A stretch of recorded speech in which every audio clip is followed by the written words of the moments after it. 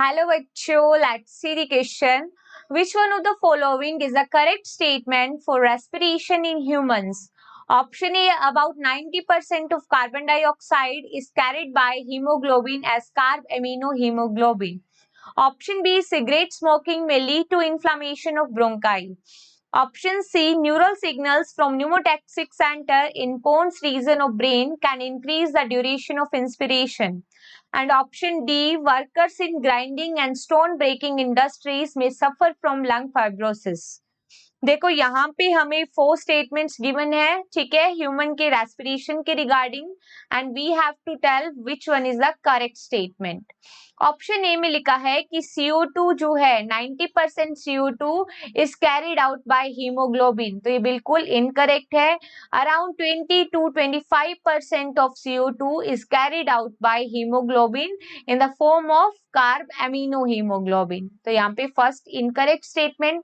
Option B में लिखा है कि सिगरेट एंड स्मोकिंग की वजह से क्या होता है, इन्फ्लामेशन हो जाता है ब्रोंकाई में. तो देखो बेसिकली सिगरेट और स्मोकिंग की वजह से क्या होगा, लंग्स की जो एल्वेलाई है वो डैमेज हो जाती है, जिसकी वजह से रेस्पिरेटरी सरफेस एरिया डिक्रीज हो जाता है और एक क्रोनिक डिसऑर्डर होता है जिसे बोलते हैं एम्फाइसीमा.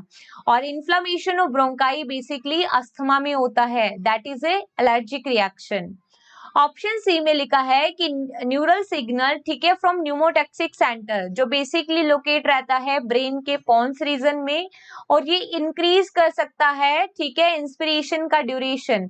तो बेसिकली ये क्या करता है, रिड्यूस करता है ड्यूरेशन ऑफ इंस्पिरेशन. तो ये स्टेटमेंट भी इनकरेक्ट है.